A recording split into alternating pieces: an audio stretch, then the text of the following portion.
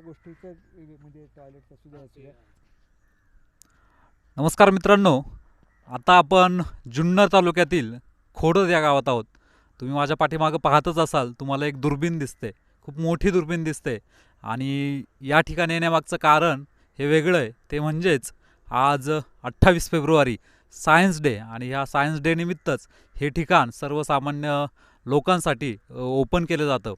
या ठिकाणी खूप वेगवेगळे प्रयोग, शाळेतील वेगवेगळे प्रयोग या ठिकाणी दाखवण्यात येतात. त्याचप्रमाणे या ठिकाणी या दुर्बिणीच्या माध्यमातून काय चालतं हे सर्व आपल्याला समजतं. या 2 दिवसात 28 आणि 1 तारीख उद्यासुद्धा हे प्रदर्शन चालू आहे. आज आपल्यासोबत डॉक्टर JK सोळंकी सर आहेत. सर, तुमचं स्वागत आहे.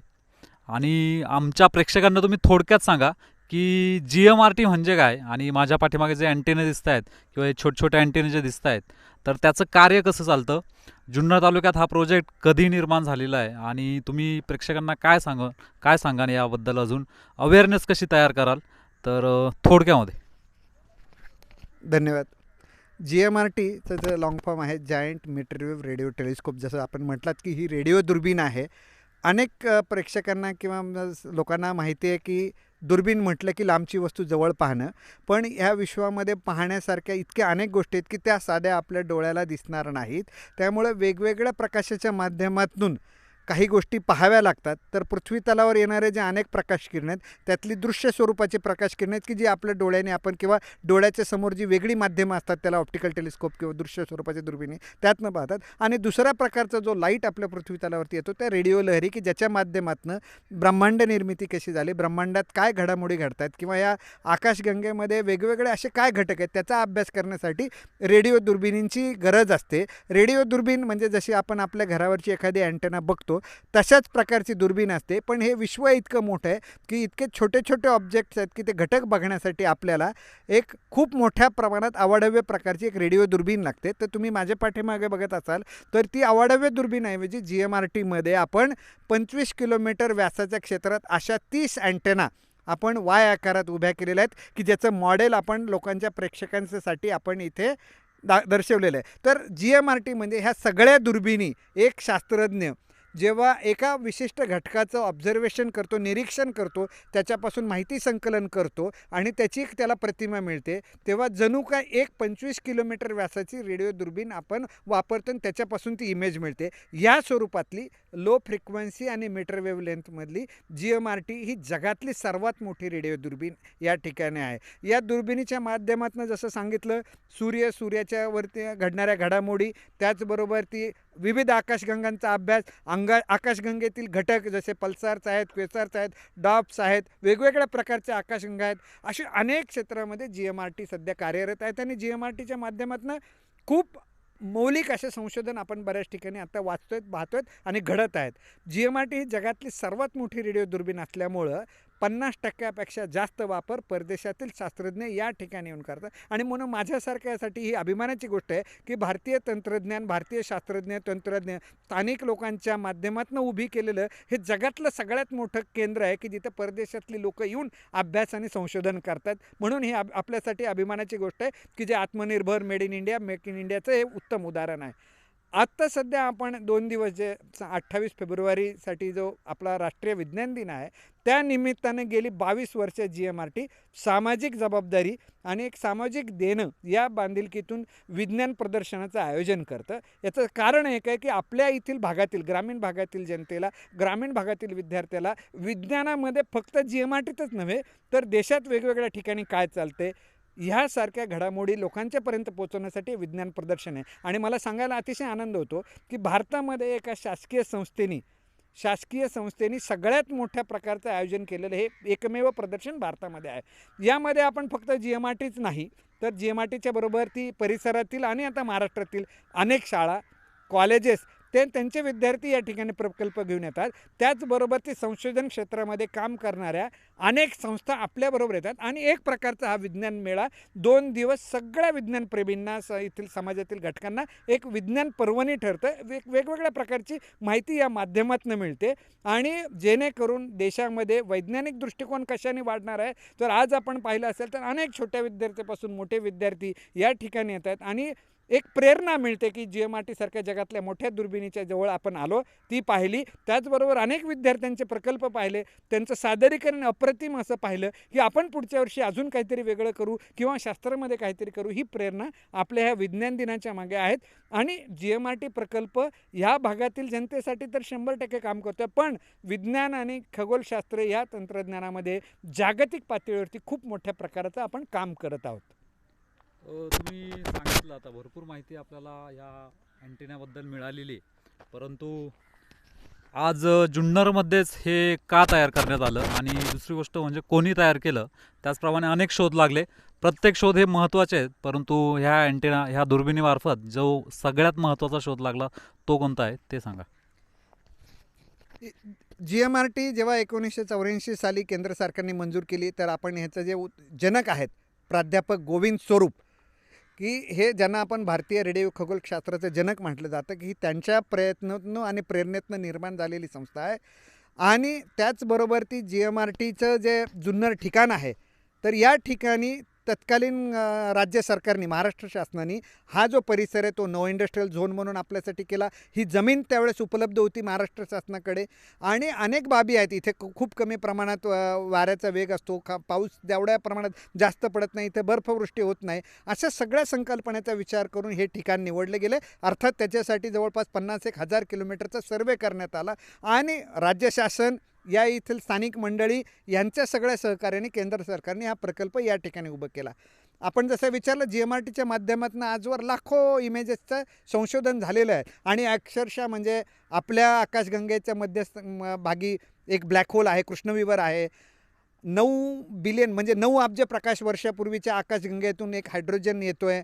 अनेक हायड्रोजन रिंग असलेल्या आकाशगंगा आहेत. एक अतिशय विशिष्ट प्रकारचे पल्सार आहेत की एका सेकंदामध्ये स्वतःभोवती 1000 वेळा फिरतात आणि प्रत्येक फिरताना आपल्याकडे एक फ्लॅश लाईट येतो, ज्याला पल्सार म्हणतात. अशा अनेक पल्सारच्या घटकाचं आपलं संशोधन होतं. या टेलिस्कोपचं वैशिष्ट्य असं आहे की याची सेन्सिटिव्हिटी, संवेदनशीलता आणि रिझोल्युशन, की इमेज आपल्या ज्या असतात प्रतिमा, त्या एकदम छानपैकी करण्याची त्याची जी ताकद आहे ती जगामध्ये सगळ्यात बेस्ट असल्यामुळे याचा जो संशोधनासाठी जो वापर आहे, अनेक प्रकारच्या जवळपास लाखो प्रतिमा आपण GMRTने शोधलेल्या आहेत. मग त्या विविध आकाशगंगांच्या असतील, दीर्घिकांच्या असतील, ब्लॅक होलच्या असतील, पल्सार्स असतील, त्याचबरोबर ती हायड्रोजन्स असेल, सूर्याबद्दलची अनेक निरीक्षण असतील. अशा अनेक मोठ्या प्रमाणावरती शोध लागलेले आहेत. आणि ज्या तंत्रज्ञान आपण GMRT वापरलेलं आहे ते आंतरराष्ट्रीय पातळीवरती IEEE ही जी संस्था आहे त्यांनी भारतातलं केवळ 3रं मानांकन हे GMRTला दिलेलं आहे, की ज्या अतिशय प्रतिष्ठित इतर संस्था त्यांना आजपर्यंत मिळालेलं नाही. आणि 92 वर्षापूर्वी जी 2 मानांकनं मिळाली होती ती JC बोस आणि CV रामन यांच्या प्रयोगाला होती. त्याच्यानंतर जे IEEEचं माइलस्टोनचं मानांकन मिळणारी GMRT ही एकमेव संस्था आज भारतामध्ये आहे. आणि या दृष्टीनं, संशोधनाच्या दृष्टीनं, या वैशिष्ट्याच्या ठिकाणं जगातले अनेक रेडिओ खगोलशास्त्र GMRTचा वापर करण्यासाठी खूप उत्सुक असतात. आपण ह्या शोध लावतोय की लाखो प्रकाश वर्ष काही तारे आहेत किंवा गॅलेक्सी आहेत, तर तो प्रकाश आपल्यापर्यंत यायला तितकं वर्ष लागतं असं आपण बोललं जातं. परंतु पृथ्वीवरती काय घडामोडी घडत आहेत, तर त्या जर लाखो करोडो प्रकाश वर्ष दूर असणारा कोणता तारा असेल, ग्रह असेल, तर तिथं जायला तेवढे वर्ष लागतील.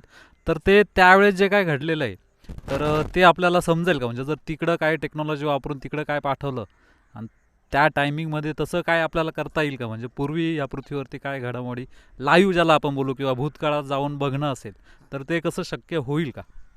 आता ह्या जर का समजा जर तरच्या गोष्टी असतील तर ह्या सगळ्या गोष्टी शक्य आहेत. म्हणजे आता मी सांगितलं, जर आज तुम्ही ध्रुव तारा बघत असाल तर आज मी सांगतोय तो 300 वर्षापूर्वीचा तुम्हाला ध्रुव तारा आज दिसतोय. म्हणजे याचा अर्थ ध्रुव ताऱ्यापासून निघालेला जो प्रकाश आहे तो आपल्यापर्यंत पोहोचायला 300 वर्ष लागतं. समजा जर का तंत्रज्ञानाने शक्य केलं असेल आणि आपल्यापैकी काही जण ध्रुव ताऱ्यावरती असतील तर 300 वर्षापूर्वी पृथ्वी तलावरती कोणत्या घडामोडी घडत आहेत ते त्यांना पाहता आल्या असत्या.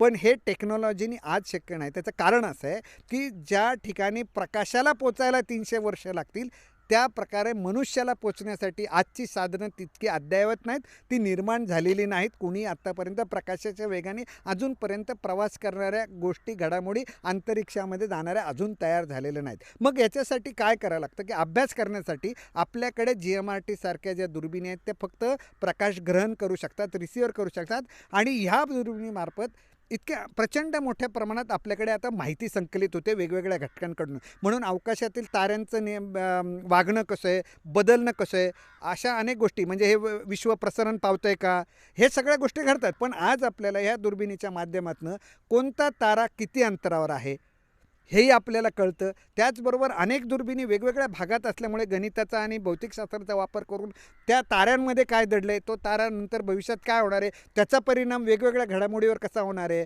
ह्या सगळ्या गोष्टी. आणि पृथ्वी हा एक ग्रह असल्यामुळे यातल्या ज्या घडामोडीसाठी वेगळी उपकरणं आपल्याकडे आहेत. पण GMRT तुम्ही बघितलं की ब्रह्मांड निर्मिती कशी झाली, विश्वनिर्मिती कशी झाली, त्यामुळे आपण वरच्या दिशेने ऊर्ध्व दिशेने आपण याचा संशोधनाच करतो आहे.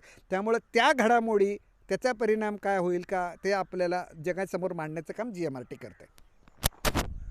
तर आपण खूप चांगली माहिती सांगितली. आपण थोडं इतिहासात जाऊया, कारण की मी इतिहासाचा विद्यार्थी आहे. 2000 किंवा 3000 वर्षांपूर्वी असं बोललं जातं की पिरॅमिड जे निर्माण केले तर त्याच्यावरती जे तारे होते तर त्यांनी बरोबर त्याच खाली केलेले निर्माण आहेत, त्याच खाली निर्माण केलेत.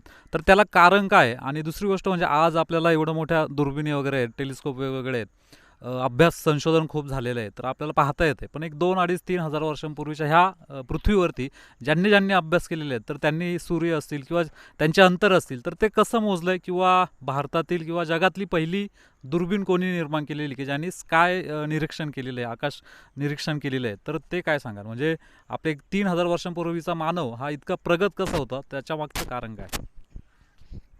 आपण एक लक्षात गोष्ट घेतली पाहिजे की आपल्याकडे नेहमी प्रगतशील आणि अभ्यासू लोक पहिल्यापासून होते. अगदी इसवी सन 485 400च्या इसवी सन पूर्व कालखंडात आर्यभट्टासारखा माणूस होता, वराहमिहिर होता. तर एक लक्षात घेतलं पाहिजे की हे अभ्यासू म्हणण्यापेक्षा आपलं गणित प्रगल्भ होतं, आपलं भौतिकशास्त्र प्रगल्भ होतं.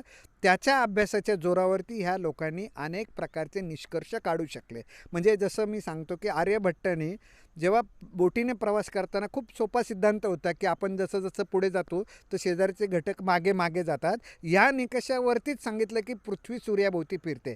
पण तत्कालीन परिस्थितीमध्ये असलेल्या लोकांनी त्याच्यावरती विश्वास नाही ठेवला. त्याच्यानंतर 1500 वर्षांनी कोपर्निकसनी हे सांगितल्यावरती आपण विश्वास ठेवायला लागलो. दुर्दैव आपलं असं आहे की आपल्या शास्त्रज्ञांनी, तंत्रज्ञांनी, ज्याला आपण ऋषीमुनी, संतमुनी यांनी जे केलं आहे ती सगळी अभ्यासू लोकं होती. आणि ह्या अभ्यासाच्या जोरावरती त्यांना गणित, भौतिक ह्या सगळ्या विषयामध्ये अनेक वेगवेगळ्या प्रकारचे माहिती, अभ्यास उपलब्ध होता. आणि त्यामुळं त्या काळचे लोक की अवकाशामध्ये काय घटक आहेत, ते कुठल्या वेळेस कसं असते, ती रोजची रोज निरीक्षणं होती. म्हणजे आम्ही ज्यांचा आर्यभट्ट सांगितला तेव्हा बोटीने जाताना रोज वेगवेगळ्या ठिकाणी एक नक्षत्र जात आहेत, ताऱ्यांचा समूह जातो आहे. तर त्याच्यावरनं त्यांच्या लक्षात आलं की अरे पृथ्वी अशी फिरते की आपण पूर्वेकडे फिरतो आहे. मग आपण हे एक अधोरेखित करायला पाहिजे की जी आपले पूर्वज होते की ज्यांनी ज्या संकल्पना मांडल्यात की कुठं बांधलं ना, तुमचा जो प्रश्न होता की पिरॅमिड एका ताऱ्याच्या खाली असेल, तर ह्या संकल्पना त्यांनी 3-4 गोष्टीचा अभ्यास केलेला असतो. मुळात गणित, भौतिकशास्त्र, पर्यावरणशास्त्र आणि तत्कालीन परिस्थिती असलेलं भूगर्भशास्त्र, ह्या सगळ्यांचा अभ्यास करूनच अशा वास्तू उभारलेल्या आहेत. आणि आपण जसं म्हणाल की तुमच्या आपल्या सगळ्या पुराणामध्ये, सगळ्या ग्रंथामध्ये, त्या बुद्धकालीन असतील, जैनकालीन असतील किंवा इतिहासकालीन, सगळीकडे तुम्ही बघा तर प्रगत आणि खूप अतिशय हुशार माणसं त्या त्या पिरियडमध्ये की त्या वेळेमध्ये होती की ज्यांच्या आधारे लोकांनी अनेक निर्माण केलं. म्हणजे थोडक्यात जयपूरला जंतर मंतर झालं की जे गणिताच्या आधारावरती खगोलशास्त्राचं एक मोठं केंद्र झालं. असे राजे रजवाड्यांनी पण असे खगोलशास्त्रज्ञांना आश्रय दिला होता, गणितज्ञांना आश्रय दिला होता की त्याच्यामुळे अनेक प्रकारच्या घडामोडी, भारतामध्ये खूप मोठा प्रचंड इतिहास आहे. नुसतं खगोलशास्त्रालाच नाही तर सगळ्या प्रकारच्या शास्त्राला आपल्याकडे खूप मोठा इतिहास आहे. आणि मग आपण असं म्हणूया का की त्यांनी कशाच्या जोरावर केलं, तर आज आपल्याकडे साधन निर्मितीची गरज अशाच एका याच्यातनं लागलेली आहे. अनेक गोष्टी आपण बघतो की जेव्हा मोबाईल नव्हते तेव्हा आपण असं वाटलं होतं का की टेलिपथीसारखी आवश्यक की माणूस आपल्या तिकडून बोलेल, इकडून बोलेल. तर संशोधनचा अर्थ काय होतं, रिसर्च, की ह्या गोष्टी अस्तित्वात आहेत, त्या आपण आता शोधतोय. फक्त एकच आहे की ती साधनं आपल्याला नवीन आहेत किंवा त्याच्याबद्दल आपल्याला जास्त माहीत नाही, म्हणून ती आज आपल्याला कळायला लागली. आणि जेणेकरून आज आपल्याकडे टेक्नॉलॉजी आहे. पण जसं तुम्ही बघितलं नालंदामधली लायब्ररी 3 महिने जळत होती, तर याचा अर्थ इतका प्रचंड मोठ्या प्रमाणात आपल्याकडे भांडार होतं सगळ्या ज्ञानाचं, ते आपल्याला 2 गोष्टीमुळे, एक जपता नाही आलं आणि आणखीन एक गोष्ट म्हणजे ते डिकोड करण्याची जी पद्धत होती, त्या भाषा समजून घेण्याची पद्धती आपल्याकडे नाही झालेली. म्हणून ह्या गोष्टीमुळे पण याचा दोष आपल्याला पूर्वजांना देता येणार नाही किंवा आपल्याला घेता येणार नाही, पण हळूहळू आपण आता संशोधनाच्या माध्यमातून काही गोष्टींची पुष्टी करतोय, काही गोष्टी नवीन प्रकारे आपण आता या समाजासमोर आणतोय आणि म्हणून आपण काही गोष्टी अधोरेखित करू शकतो की त्या लोकांनी खूप महत्त्वाचं अभ्यासपूर्ण संशोधन केलेलं आहे. म्हणून खगोलशास्त्राचा खूप मोठा इतिहास आहे. म्हणजे अगदी तुम्ही बघाल तर दुर्बीण कोणी वापरली तर 1609 साली गॅलिलिओने वापरली, पण ग्रीकमध्ये, भारतामध्ये तत्कालीन परिस्थितीत खगोलशास्त्रामध्ये, भौतिकशास्त्रामध्ये खूप मोठ्या प्रमाणात संशोधन झालेलं आहे. त्यामुळे दुर्बिणी त्यापासून आहे. रेडिओ दुर्बिणी पण खूप मोठ्या प्रमाणात बाहेर झाल्या. पण आपण 1957-58 सालीच हा भारताने विषय केलेला होता की आपण रेडिओ दुर्बिणी यशस्वी होतील का, पण आज आपण बघतोय की जगातलं सर्वात मोठं केंद्र आज रेडिओ दुर्बिणीचं भारतात आहे. सांगण्याचं तात्पर्य एकच आहे की पूर्वज असतील की जे अभ्यासू आहेत, प्रगत आहेत, त्यांनी जे उत्कृष्ट काम केलेलं आहे, इतिहासाने त्याची नोंद घेतलेली आहे. आजचाही इतिहास ह्या सगळ्या गोष्टीची नोंद करतोय, घडामोडी आहेत. खूप मोठ्या प्रमाणात वेगवेगळ्या शास्त्रामध्ये आपल्याकडे संशोधन होतं आहे. मग ते रसायनशास्त्र आहे, जीवशास्त्र आहे, भौतिकशास्त्र आहे, गणित आहे, संगणक आहेत, अशा अनेक गोष्टी की ज्यांची आपण पूर्वजांनी सांगितलं. महर्षी कनादांचं क्वांटम ऑफ फिजिक्स आहे, पाणिनीचं 0 1 बायनरी सिस्टम आहेत, अशा अनेक रसायन जे तयार केलेले त्यांनी, आयुर्वेदाची माहिती आहे. मग अनेक गोष्टी आहेत. ह्या लक्षात ठेवायला पाहिजे की त्यांचा अभ्यास आहे, ह्या काय भाकड कथा नाही आहेत. अभ्यासपूर्ण विषयावरती अभ्यास पूर्ण करूनच त्यांनी ते काम केलेलं आहे आणि मला असं वाटतं त्याचंही आपण महत्त्व अधोरेखितच केलं पाहिजे. ते आपण असं म्हणू शकणार नाही की त्यावेळेस साधनं नव्हती तर हे कसं शक्य होतं. तत्कालीन परिस्थितीमध्ये जे आराखडे त्यांनी बांधलेले आहेत ते गणिताच्या, शास्त्राच्या आधारेच बांधलेले आहेत. त्याचा अभ्यास त्यांचा नक्कीच असावा. वेळ तसा कमी आहे आपल्याकडे आणि विषय खूप मोठा आहे. आपण पुन्हा कधीतरी याविषयी सखोल आपण तुमचा इंटरव्ह्यू घेऊयाच. परंतु तुम्ही या माध्यमातून अजून काय सांगाल की अवेअरनेस काय, जागरूकता काय निर्माण झाली पाहिजे? दुसरा एक त्याच्या अगोदर एक छोटा प्रश्न विचारतो. जसं आपण प्रकाश लहरीवरती काम करतोय, सध्या रेडिओ लहरीवरती काम करतोय, आता आपण जे बोलतोय ते सुद्धा लहरीच आहेत. तर ह्या लहरी संपुष्टात येतात का, की त्याचा सुद्धा पुनर्शोध होऊ शकतो का? जसंच मी परत बोलेल की 2-3 हजार वर्षांपूर्वीच्या ज्या काही लहरी इथं कोण बोललं असेल तर ते कधी शोधता येईल का ह्या अवकाशामध्ये? ध्वनी लहरीचं शोधणं कठीण आहे, कारण ध्वनी लहरीची पॉवर जी असते ती एनर्जी खूप कमी असते. त्यामुळे काही ठराविक अंतरानंतर त्या आपल्याला डिकोड करता येणार नाहीत. पण जर का पॉवरफुल प्रकाश लहरी असतील तर त्या आपल्याला निश्चित शोधता येतात. आणि त्याचं उत्तम उदाहरण म्हणजे आज आपण सांगतोय की 9 अब्ज प्रकाश वर्षापूर्वी की 9,000 अब्ज वर्षी जे काही घटक होते ते आपल्याला सापडतात. याचा अर्थ त्या परिस्थितीत निघालेला प्रकाश आज आपल्याला मिळतोय, म्हणजे त्याचं शक्य आहे, ध्वनी लहरीचं शक्य नाही. मी ह्या गोष्टी आजच्या दिवशी मी विद्यार्थी मित्रांना, समाजाला सांगेल की सायंटिफिक जो टेम्परामेंट आहे किंवा वैज्ञानिक दृष्टिकोन काय आहे, तर आपण जे जे काय आहे ते अभ्यासपूर्ण पद्धतीवरती प्रश्न विचारून त्याची सखोल माहिती घेणं, विनाकारण वादाला वाद न घालता त्याच्यावरती अभ्यासपूर्ण महत्त्वाचं, कारण जे की तुम्ही आज करताय, अनेक लेणी तुम्ही शोधून काढल्यात, त्याच्यावरती खूप अभ्यास केला आणि हे कौतुकास्पद आहे की याच्या आधी कुणाला शक्य होतं का नाही, का तुम्ही वेगवेगळ्या प्रकारची माहिती, आजकाल जो दृष्टिकोन तुम्ही ठेवला आहे की त्याची मी अभ्यास केले पाहिजे, त्याच्याचे पुरावे शोधले पाहिजेत, हा पाठपुरावा वैज्ञानिक दृष्टिकोनासाठी खूप गरजेचं आहे. अनेक प्रकारचे माहितीचे स्रोत तुम्हाला आहेत आणि अनेक प्रकारच्या गोष्टी ज्या विज्ञानामध्ये घडतात त्याच्यावरती पुढचं संशोधन करायला पाहिजे. आणि हे सगळं करण्यासाठी विज्ञान प्रदर्शनाची गरज आहे, कारण विज्ञान प्रदर्शनाला भेट दिल्यानंतर तुम्हाला एक वेगळ्या प्रकारची माहिती मिळते. अजून वेगळं काय करता येऊ शकतं का ह्याच्याबद्दलचं एक दृष्टिकोन तुमच्या मनात येतो आणि ती प्रेरणा मिळते की आपला देश जर का प्रगत व्हायचा असेल तर तो वैज्ञानिक दृष्टिकोन बाळगायला पाहिजे, वैज्ञानिकदृष्ट्या आपण विचार केला पाहिजे आणि या देशाला समाजाच्या हितासाठी अशा अनेक शोध सुविधा उपलब्ध करून या संशोधनाच्या माध्यमातून देशाला पुढे घेऊन जाताना आपलं योगदान त्यात मोलाचं असलं पाहिजे, कुठल्याही प्रकारची हिंसा वाईट न करता. एवढंच मी सांगू इच्छिते. थँक्यू. खूप खूप धन्यवाद. धन्यवाद. तुम्हाला जर हे पाहायचं असेल, विज्ञान प्रदर्शन तुम्हाला जर पाहायचं असेल तर उद्याचा दिवस आहे. वर्षभरातून फक्त 2च दिवस हे सर्वांसाठी ओपन असतं, तर तुम्ही या संधीचा खूप फायदा घ्या. सर, तुम्ही आम्हाला ही खूप अनमोल माहिती दिली, त्याबद्दल तुमचे खरंच मनापासून धन्यवाद. थँक्यू. खूप खूप धन्यवाद तुमचे. थँक्यू. तुम्हाला खूप शुभेच्छा. धन्यवाद. हे काय होतं, म्हणून मी बोललो नाही खुर्ची, पण आता टाइम पण खूप कमी आहे. नाही, नंतर नेक्स्ट परत टाइम एकदा आपण करू. कधीतरी एक रेकॉर्ड करू, म्हणजे No problem. प्रॉपर तुम्ही सांगा, मी जरा काही प्रश्न घेऊन येईल. नक्की करूया. बेस्ट होईल. काय होतं, तुम्ही काम करताय, हां. प्रत्येक जण काम करतोय, परंतु ते सामान्यांपर्यंत जात नाही, नाही, बरोबर आहे. तो प्रॉब्लेम आहे. हां, नाही, आणि गेलं पाहिजे. तर आपलं पण तेच आहे, म्हणजे तुम्ही आता एवढं सांगितलं, सगळ्यांना नाही समजणार, नाही, पण बरोबर. ते सारखं कंटिन्यू करेक्ट. आणि खरं तर आता मला मुंबईवरून फोन आले